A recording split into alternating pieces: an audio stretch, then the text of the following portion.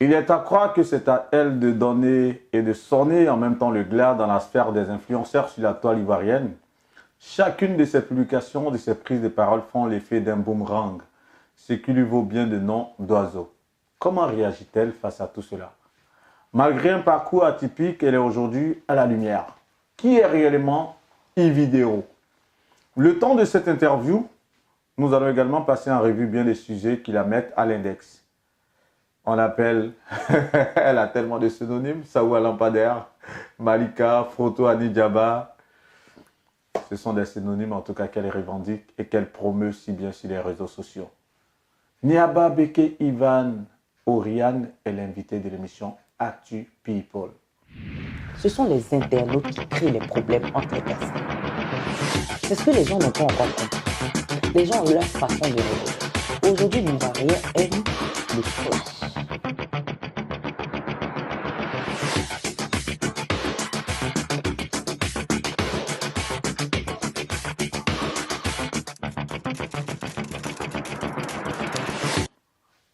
Bonjour Yvidéo. Bonjour. Là, je parlais de parcours atypique. C'est clair que quand on parle d'un parcours atypique, comment est-ce que toi, tu le traduis à ton niveau?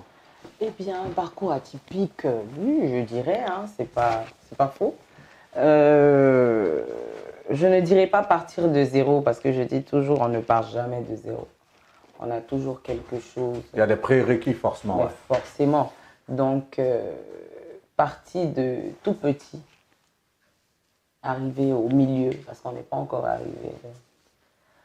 C'est une grâce, c'est un parcours atypique, c'est vrai. Et c'est un parcours qui peut être une sorte de leitmotiv pour des jeunes qui se battent, qui ont un objectif et qui veulent sortir la tête de l'eau. Justement, sur le plan professionnel, quels sont les grands axes de ton évolution professionnellement parlant? Eh bien, professionnellement parlant, Yvidéo a commencé dans les années 2015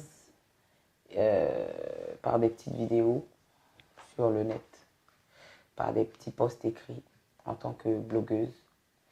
Et aujourd'hui, Yvidéo est gérante de la structure Wahaba Group, gérante de la marque Precious Essence Cosmétiques, gérante de la marque Jane Nour. Yvidéo a sous son aile pas mal d'acteurs. Aujourd'hui, Yvidéo, c'est une marque. Tu disais tout à l'heure en off que tu as commencé en tant que blogueuse et pourtant on te connaît en tant que comédienne. Laquelle des deux casquettes tu revendiques? Eh bien, autant je suis... votre émission là, Quoi ça? le réalisateur de l'émission me fait les signes, il dit mais je touche le micro. Voilà. Bah c'est pas grave, ça fait partie de l'émission, Si, hein, si. c'est sans filtre. Non, j'aime ça. Donc, eh bien, Yvidéo, tu avais dit quoi déjà? Justement, laquelle des deux casquettes Laquelle tu des deux revendiques, casquettes? soit blogueuse ou Eh comédienne? bien, ma page est une page ouverte à tout. Hein.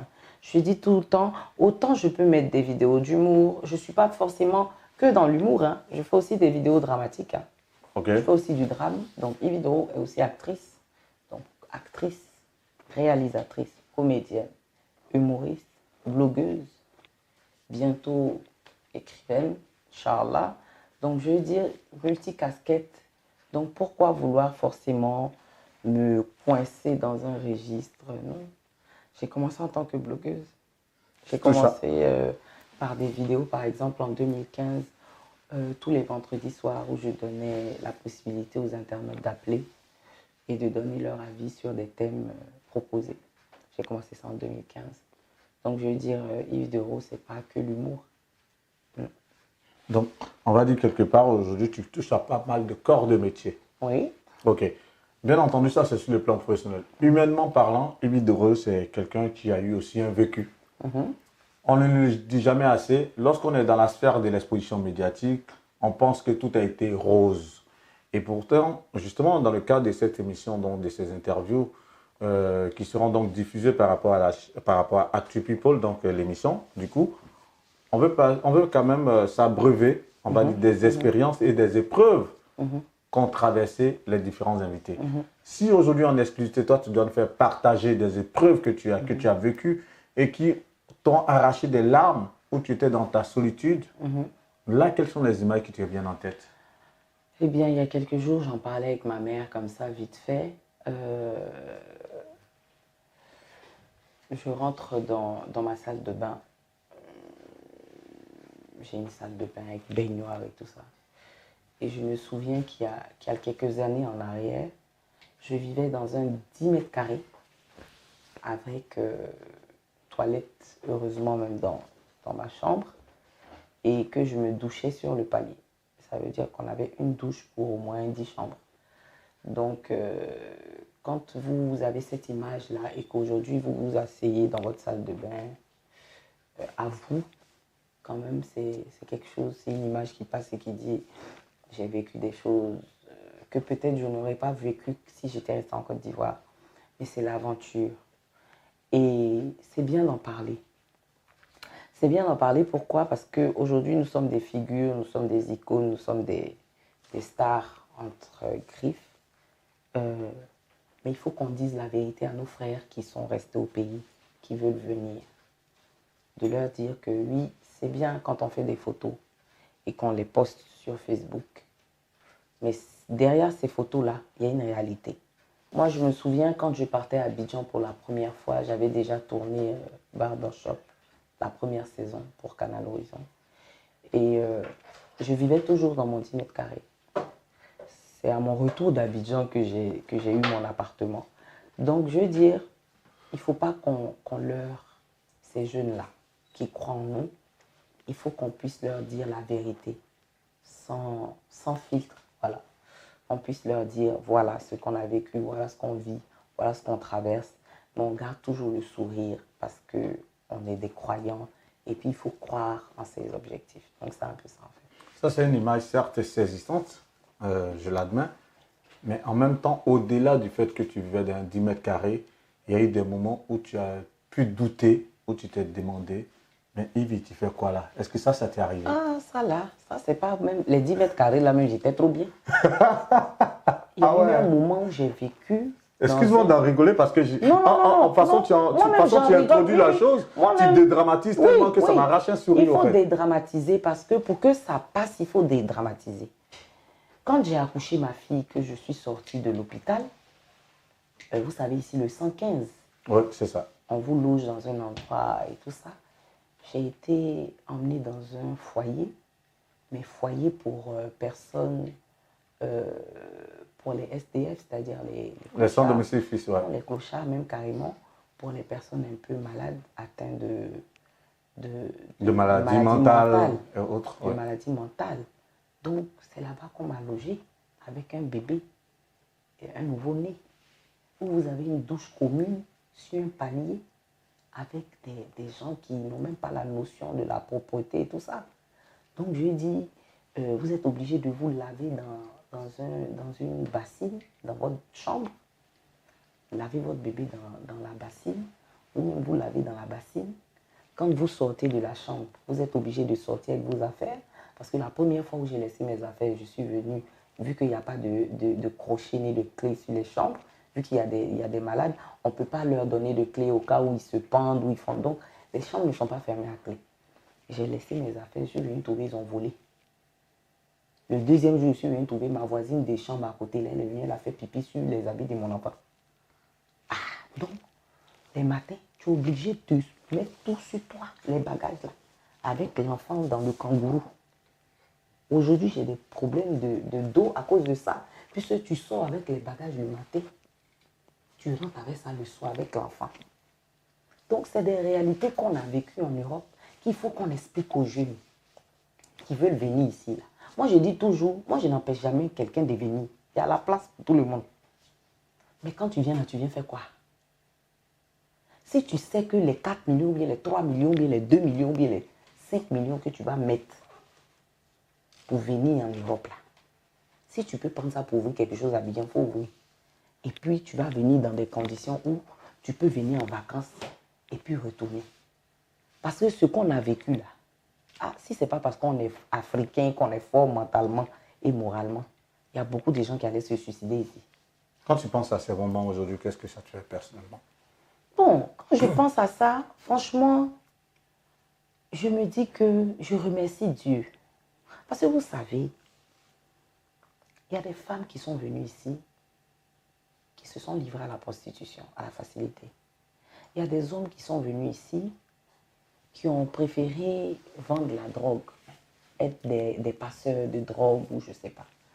Donc je dis, quand vous regardez votre parcours, que vous voyez que vous êtes battu à la sueur de votre front de façon honnête et honorable, c'est bien, c'est une satisfaction, c'est bien. Mais en même temps, vous pensez à vos frères et sœurs que vous avez laissés au pays, pas forcément en Côte d'Ivoire, mais que vous avez laissés même en Afrique, qui rêvent de venir en Europe. Mais au-delà de ça, vu que tu en parles, est-ce que toi, cette période assez difficile où tu étais en plein doute, est-ce que ça t'a pas amené, ça t'a pas poussé quelque part à vouloir emprunter des chemins tortueux? Non, non, non. Si à Abidjan même, je n'ai pas emprunté chemin tortueux, c'est en France que je vais venir emprunter chemin tortueux. À Abidjan même qui est dur comme ça, on dirait. Abidjan aussi, tu as vécu ces difficultés? Oui, j'ai vécu des difficultés à Abidjan. J'ai vécu des difficultés à Abidjan. Lorsque tu avais quitté les parents, justement, Oui, on en parlait notamment lors d'un oui, précédent entretien, Lorsque pour aller à quitté, Bobo et autres là. lorsque j'avais quitté mes parents, j'aurais pu. Mais ce n'est pas dans mes mœurs. Je ne suis pas ce genre de personne qui s'adonne à la facilité. Je rends grâce à Dieu, je remercie mes parents pour l'éducation qu'ils m'ont inculquée. Je ne suis pas ce genre de personne-là. Moi, j'aime me battre. J'aime même où il y a la difficulté. C'est bizarre. Quand je commence un truc que c'est trop facile, c'est pas bon. C'est que ça ne va pas arriver quelque part. Quand je commence quelque chose et puis c'est difficile, là, c'est qu'il y a le miel au bout. Donc, je dis, à des moments, j'ai douté. Je me souviens une fois, j'ai appelé ma maman.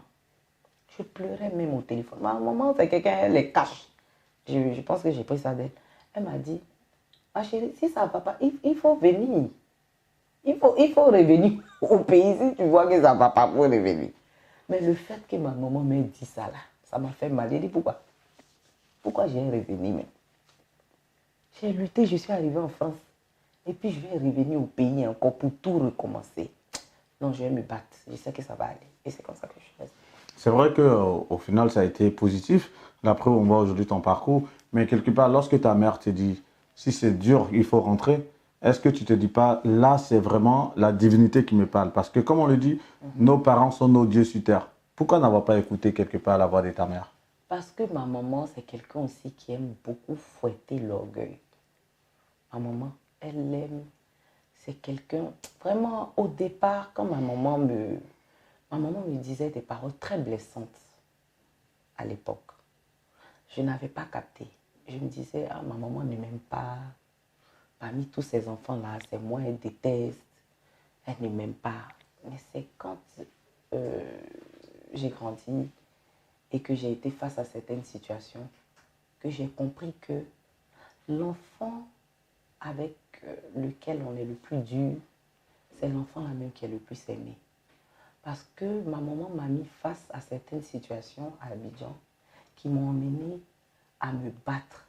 De telle sorte que quand je suis arrivée en France, à l'aventure, et que j'ai vu certaines situations et que je les ai comparées à ce que j'ai vécu à Abidjan, je les ai vus trop bénis, quoi, face à ce que j'ai vécu. J'ai dit non, ça c'est trop petit. Moi, j'ai vécu à Bobo, derrière Rail. Ça c'est quoi ça? Ça c'est petit. Donc je lui dis, ma maman, c'était mon boost en fait. Justement, vu qu'on parle de ta maman, quand tu dis qu'elle te donnait des paroles assez dures, quels sont les propos qu'elle te tenait à l'époque quand tu étais jeune? Oui, ma maman. Quelques extraits là.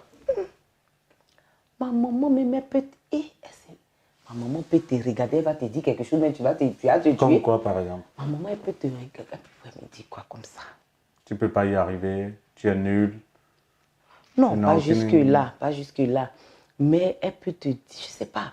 Ma maman, elle peut te dire, je sais pas. Ma maman même, c'est quelqu'un, souvent tu lui poses des questions, elle reste de mal, c'est-à-dire, je sais pas. Elle n'a pas d'émotion en tant que telle. Voilà, c'est quelqu'un qui n'a pas d'émotion, c'est-à-dire, elle te regarde.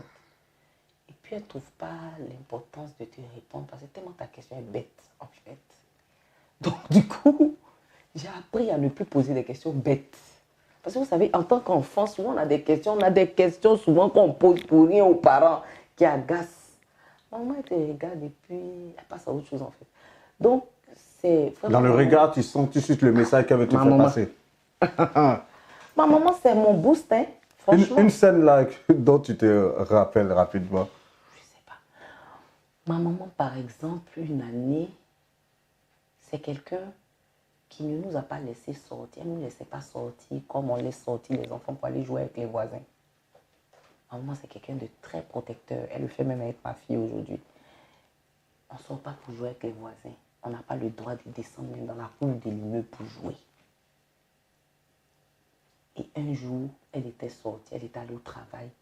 On est sorti pour jouer les enfants des voisins. Ma maman est venue. Quand elle montait, elle a entendu ma voix. Elle a enlevé ses chaussures. Parce qu'on entend ses talons. Elle a enlevé ses talons. Elle est montée, elle est venue, elle nous a trouvé les voisins. Oh, ça va. Je sais que ça là, c'est gâté. Donc quand tu sais que c'est gâté comme ça, tu joues jusqu'à... Ça ne finit pas. Les enfants des voisins... Tu n'avais pas la force de rentrer à la maison en les fait. appeler pour leur dire que venez vous laver. Alors on va aller s'amuser chez Ils nous. sont bons, c'est lavé. Toi tu es en train de jouer, ça ne finit pas. Donc quand je suis rentrée, de toute façon ma maman m'a frappé. Et ma maman elle n'avait pas peur de ça, frapper. Ma maman te frappe, puis qu'à frapper te dégoûte. Mais aujourd'hui, je ne dis pas que je suis pour la chicotte. Moi, ma fille, je ne la chicote pas. Mais vraiment, ça nous a servi. Nous que nos parents nous ont frappés là. Regardez aujourd'hui ce qu'on est devenu. Ceux que les parents n'ont pas frappé là. Regardez aussi. Donc je dis que pour nous, notre époque là, franchement, c'était bien aussi. Donc ma maman, c'est mon boost. Jusqu'aujourd'hui, c'est vrai qu'aujourd'hui, elle a pris de l'âge et tout ça. Mais elle arrive à me parler, à me dire des choses, c'est-à-dire, aujourd'hui elle a pris de l'âge, elle va me parler de façon, elle va me donner des conseils et tout ça, mais c'est quelqu'un sur qui je peux compter en fait. Elle a su tirer le meilleur de toi-même, Oui, elle a su te galvaniser, oui. elle a su faire germer en toi des valeurs qui te portent aujourd'hui. Si c'était mon papa, c'est ça. Mon papa c'était sa princesse, je peux faire tout ce que je veux en fait. Ma maman, non. Là, c'est vrai qu'on parle que de maman, mais papa, qu'est-ce qu'il devient? Papa, il n'est plus. Il n'est plus, il nous a quittés depuis 2009. T'avais quel âge? Oui, je ne sais plus. Je ne sais pas compter âge des femmes. Non, mais en 2009, il y a pratiquement, on va dire, 11 ans en arrière. Je ne sais pas compter âge des femmes. Ok, tu devais peut-être avoir, je dis n'importe quoi, peut-être 30 ans. Peut-être bien 25 ans. Je ne sais pas. Ok. Comment tu as vécu cet événement? Mon papa. C'est lui qui te prenait pour la petite princesse. Mon papa, qui te cajolait, qui te protégeait. Mon papa, quand il part comme franchement, je n'ai pas fait son deuil jusqu'à aujourd'hui. Vraiment. Jusqu'à ce point? Oui. Mon papa, c'est mon papa. Mon papa, même si je suis fâchée tout de suite, je dors, je rêve à lui. Il vient dans mon rêve. Il est venu me dire de me calmer. Oui. Mon papa et moi, on était très fusionnels. Ah, jusqu'à présent, tu rêves à ton père? Oui, jusqu'à présent. Si j'ai le dernier rêve que tu as fait sur ton père, c'était quoi? Où tu l'as vu? Le dernier rêve que j'ai fait sur mon père, peut-être c'était dans le mois de... Si je ne Là, on est au mois de juin? Non. C'était début 2020, je crois. Je traversais plein de trucs, il y avait plein de trucs sur moi qui se racontaient et tout ça. Et j'avais tellement tu étais mal. tourmenté au fait quelque part. Oui, j'avais tellement mal. J'ai rêvé à mon papa. Il est venu dans mon rêve. On a rigolé, il m'a pris, on allait se balader, tout ça. Et puis, il voulait monter dans une voiture. Je voulais monter avec lui. Il m'a dit non, de rester. Et puis, il est monté dans sa voiture, il est parti. Comment tu as interprété cela? Bon, je ne sais pas. Spirituellement parlant, je ne sais pas. Je ne sais pas, je ne peux pas définir. Mais je sais que mon papa, c'est quelqu'un qui m'aime beaucoup. Et qui est souvent là avec moi, qui est souvent à mes côtés et tout ça. Donc, oui, je ne peux pas traduire ou interpréter les rêves, mais c'est quelqu'un qui est très proche de moi en fait, malgré qu'il n'est pas là, qu'il n'est plus là, quoi. Tu sens cette protection au quotidien? Et mon papa, non. Mon papa, mais je sais qu'il est là même. Oui, en tout cas, mes deux parents me protègent beaucoup. Comme on dit, les parents sont les dieux sur terre. Donc, je dis, aujourd'hui, les prières de ma mère, mon père, c'est ce qui qui me garde de beaucoup de choses. Justement, on voit que la famille était prégnante dans ta vie. Tu as parlé de maman, de papa qui n'est plus, mais qui te protège de là-haut. Comment tu as justement, on va dire, accueilli, on va dire, cette sortie de ta tante sur la toile, sur les réseaux sociaux? Quelle tante ça? Tu as une tante qui a parlé de toi, qui a dit des choses. Et lorsque tu étais en séjour au Sénégal, forcément, tu t'en rappelles, cette polémique où... Non, ce n'est pas ma tante. Hein. C'est qui? Non, je ne la connais pas. Mais vu qu'elle se proclame comme un membre de ta famille. Non, ce n'est pas ma tante. Moi, ma tante ne pourrait jamais faire un truc comme ça. Ça, c'est quelle tante ça? C'est vrai que tu essaies de balayer un peu du Non, revers de la main. balayer mais comment? puisqu'elle se proclame comme un membre de ta Mais famille. moi-même, tout de suite, je peux faire vidéo, tout de suite, vous dire, je suis ta nièce. Toi, tu as demandé ça comment? Je peux faire une vidéo et Bon, puis dire que je on suis va ta dire, il y a nièce. une dame qui a parlé, qui a fait une sortie où elle se disait que bon, tu te revendiques trop de parenté. Un exemple simple, sauf que, disons-nous, on va se dire, c'est pas ta tante, somme toute. Mais comment tu as accueilli cela? Bon, je ne sais pas, hein. Comme beaucoup de gens font des vidéos sur moi, là, je n'ai pas le temps même de regarder tout. Mais tu étais au Sénégal, il y a eu cette polémique. Oui, Voilà. la vidéo dont vous parlez, là, honnêtement, devant Dieu, je n'ai pas encore pris le temps de regarder la vidéo. Billahi. Oh, vous savez, j'ai une politique en ce moment. Je vais vous montrer quelque chose pendant que nous sommes en direct. Oui, parce que là, on parle des réseaux sociaux. Et Vous voyez, assez, sur ma page, oui. Sur ma page, je vais montrer. Oui. Vous voyez ma page? Oui, 1 300 100 et quelques. 300 000 abonnés. À côté, vous avez 9 abonnements. 9 abonnements, oui, c'est ça. Vous avez 9 abonnements. Oui, moi je peux 9 lire. 9 abonnements, c'est les 9 personnes que je suis. Ou bien 9 pages que tu suis. Ok, d'accord. Je te laisse lire les 9 pages que je suis. Il y a Waraba Group. C'est ma société. Ne touche pas à ma Waraba e-vidéo, je pense que c'est ton fan club. C'est un groupe que quelqu'un a créé, oui. Ahmed Bakayoko. Voilà. Maslen Info 37, par rapport à ta foi musulmane. Madame Tombouye Campagne, qui est donc ta série qui est diffusée sur une chaîne de télévision. Cœur d'étoile by Ividero. Ça, c'est aussi encore le fan club. Le Dudis Bar, c'est ton bar. Non, Cœur d'étoile, c'est ma fondation. Ah, ok. Donc, la fondation Cœur d'étoile by Ividero, donc, qui est ta fondation, qui, voilà, qui forcément fait dans du social. Le Dudis Bar. Oui, c'est l'ancien bar que j'avais, que tu n'as plus? Oui, j'ai fermé. Non, mais parce que aujourd'hui, je suis musulmane, c'est des trucs que je ne veux plus. Jusqu'à ce point? Oui, oui. Même le business aussi? C'est pas pour dire que tu vas aller boire? Non, non, non. Le bar, non. Peut-être un restaurant plus tard, mais pas de bar, non. Bah, ça nous laisse de parler. C'est une brèche quand même par rapport à ta foi, dont on va parler tout à l'heure forcément. Dominique Ouattara, oui. La première dame de Côte d'Ivoire. C'est quoi vos rapports au point où tu la suis au quotidien? Je la suis parce que c'est la première dame de mon pays. Est-ce qu'il y a un problème? Mais pourquoi? Parce que la dernière page, il reste une seule page. Mais pourquoi? Vous avez dit Ahmed Bakayoko en haut, non? Oui, on va revenir au défunt Premier ministre. Voilà, c'est les personnes que je suis. Non, mais je veux dire... Donc, les 9 personnes, vous avez cité. Oui, les 9 pages. Les 9 pages. Voilà. Emily Makeup. Emily Makeup, c'est ma maquilleuse. Ok. Voilà, donc ce sont les 9 pages que je suis. Ok. Voilà, donc c'est pour vous dire quoi? C'est pour vous dire, voici mon quotidien. En plus des vidéos que je peux faire. C'est tout. Même les pages qui... Mais donc, franchement, tu dois avoir un compte privé où tu es abonné à pas mal de pages quand même. Mon compte privé, on va aller. Ce qui me plaît, on est en direct. Mon compte privé, voici Ividero. Ok. Ividero, c'est mon compte privé Malika. Malika. Voici ma photo. Ok. Voici, c'est mes amis. Oui, t'inquiète. Oui. C'est-à-dire, sur mon compte privé, vous allez voir ce que je suis. Okay. Ce sont mes amis. Ok. Des personnes qui sont amies avec moi. Mais il n'y a pas les pages que tu suis là? Non, il n'y a pas de page. Je ne suis pas de page. Sur mon profil privé, je l'entends bien. J'ai 20 amis. Merci. On va revenir à la... Je ne suis pas... on va revenir à la supposée tante en question. En fait, je reviens à ce que vous dites. Je ne suis pas les pages. Si je dois suivre un direct, par exemple, je prends un exemple. Mais tu en as eu quoi quand même? Le direct de Papa Makosso, je m'en vais là-bas, suivre son direct. C'est-à-dire, je clique volontairement. Je tape son nom. Lolo Beauté, je tape volontairement.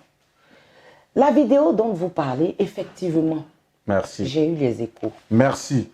Au moins là, on est en phase là. J'ai eu les échos. Ok.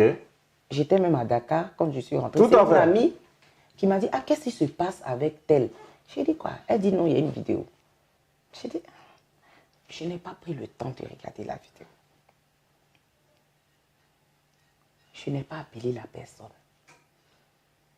Je crois que j'ai entendu dire que des parents avaient mandaté.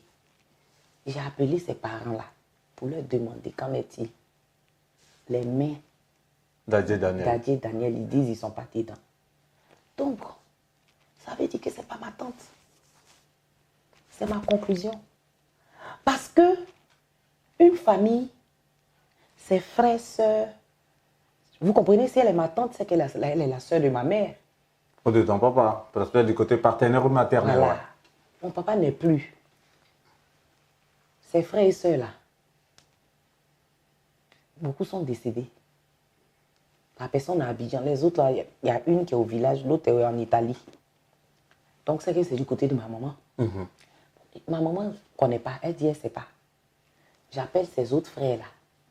Tous les autres, ils disent qu'ils ne sont pas dedans. Donc c'est que ce n'est pas ma tante. C'est que c'est une femme comme ça qui a fait la vidéo. Tout le monde peut s'auto-proclamer mon parent. Parce que de vous à moi, est-ce qu'un parent qui s'est dit être votre parent peut faire une telle sortie sur les réseaux sociaux? Comment? Une personne lambda peut. Mais pas votre parent. Votre parent, c'est celui qui vous couvre. Votre parent, c'est celui qui, malgré tous vos défauts, vous cache en privé, en public, et puis vous parle en privé. Mais la personne qui vient faire vidéo pour parler de vous et puis dit qu'il est votre parent là, c'est qu'il n'est pas votre parent. Et moi, la tante que je connais là, cette tante que j'aime dans mon cœur là, cette tante avec qui je me balade partout là, elle n'a pas fait ça, c'est pas elle. Donc ce n'est pas elle qui a fait la vidéo là, c'est quelqu'un d'autre. Donc c'est elle alors du coup? Non, non, c'est pas elle. C'est laquelle de tes tantes avec qui tu te balades, que tu aimes dans ton cœur? En tout cas, la tante que j'aime là, c'est pas elle qui a fait la vidéo là. C'est quelqu'un d'autre. Implicitement, c'est pas comme tu étais en train de dire, c'est cette personne. J'ai dit, ce n'est pas elle. Ok, on va pas s'éterniser sur le sujet. Voilà. Une chose est sûre, c'est clair que au moins tu as eu écho de la vidéo. Quelque part, c'est bien que par rapport aux valeurs que tu as, par rapport à la force de caractère que tu as su, on va dire, surmonter cette épreuve, comme toutes les autres auxquelles d'ailleurs... J'ai surmonté cette épreuve-là parce que j'étais dans un mois saint. C'était le mois de Ramadan. Et vous savez qu'en tant que musulmane et croyante, le shaitan, qui est le diable, vous tente, vous teste. Donc je mets ça sur le compte du diable. J'étais dans un mois saint. C'était mon premier mois de Ramadan. Merci, parce qu'on parle là, on parle de foi. Je devais être concentrée. Il fallait rester en tout cas dans ce moment de recueillement. C'est clair que beaucoup de personnes se disputent un peu en griffe cette foi que tu revendiques. En tout cas, que ce soit la religion chrétienne ou musulmane et autres, la foi, elle est inhérente à chacun de nous. Il n'y a pas lieu d'en discuter. Mais comme tu es une personne, tu es une personne publique, tu es un personnage donc de notoriété publique et autres, les gens se disputent ta foi. On se dit, bon, aujourd'hui, Ividero se revendique musulmane parce que, somme toute, au pouvoir, on va dire, en griffe, je mets en griffe, ce sont des personnes d'obédience musulmane qui sont au pouvoir. Et c'est une manière pour elles de se jouer les opportunistes. Qu'est-ce que tu réponds à ça? Vous savez, tout le monde peut dire ce qu'il veut. Là, on parle de question de foi. Donc, je dis, la foi, ce n'est pas quelque chose avec laquelle on s'amuse. C'est ça, ça ne devait même pas faire l'objet de débat. Mais ce qui est important, ce qui est bien, ce qui est louable, c'est qu'aujourd'hui,